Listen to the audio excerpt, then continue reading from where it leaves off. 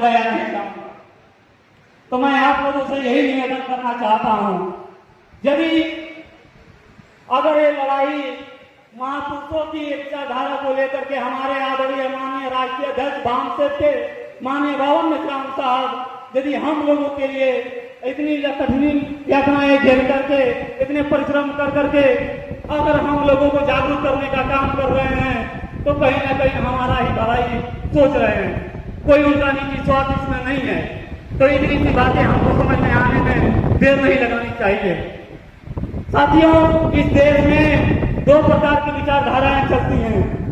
एक विचारधारा वामसेव की जो महापुरुषों की विचारधारा कही जाती है, महापुरुषों की विचारधारा जो इस देश का जो मूल निवासी बहुजन समाज है उस समाज को इस देश का हुक्मरान समाज बनाना, यानी इस देश का शासक वर्ग बनाना, उसका ये माननीय बाबा मिश्राम साहब चाहते हैं।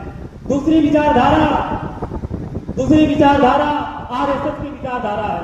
वो विचारधारा क्या कहती है, जो इस देश का मूल निवासी बहुजन समाज है उस समाज को यहाँ पर गुलाम बनाकर रखने की वो विचारधारा काम करती है। ये दोनों विचारधाराएं इस भारत में चलती हैं और आप लोगों को डिसाइड करना है, क्या आप चाहते हो कि आरएसएस की विचारधारा पर चलना चाहते हो। आप लोगों के सामने मात्र दो ही विकल्प हैं, या तो जो ये जमानावादी व्यवस्था के लोग चाहते हैं कि आप उसमें अध्यक्ष का गुलाम बनकर रहते रहो, या तो आप उसका जो है विरोध करो। आपके पास दो विकल्प है, आप इस दोनों में से कोई एक डिसाइड करो कि आप क्या निर्णय लेना चाहते हो। अब चाहते हो कि लड़ाई लड़ करके हम मरे या उसी तरह से मर जाए उनकी अपनाओं को झेलते हुए।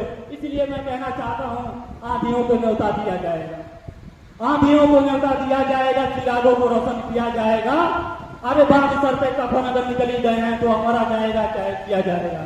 बहुत बहुत धन्यवाद। जय भारत, जय मूल्यवासी, जय भारत। धन्यवाद विशाल जी, आपने बहुत महत्वपूर्ण बात अपने में रखा। निश्चित ही आपके अंदर